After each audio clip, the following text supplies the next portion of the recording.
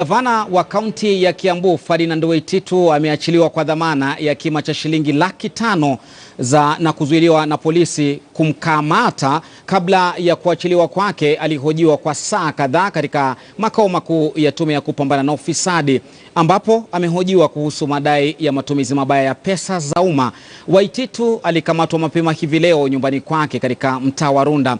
Mwenyekiti wa baraza la magavana Wycliffe Oparanya amezungumzia kukamatwa kwa Waititu.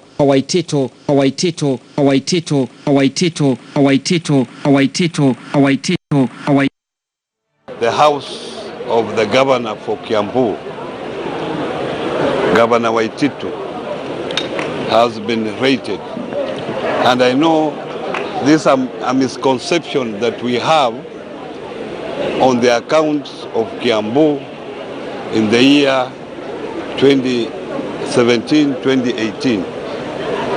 This is unfortunate, and I condemn such an act against a sitting governor. We have formed a technical committee under the controller of budget as the chair, and a representative from the Council of Governors, from the Treasury, and from the Office of the Auditor General.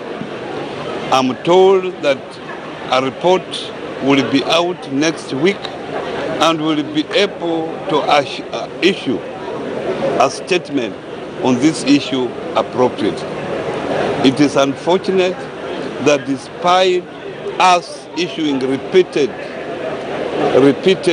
statements on this issue, the governor of Kiambu is being condemned. This is unfortunate.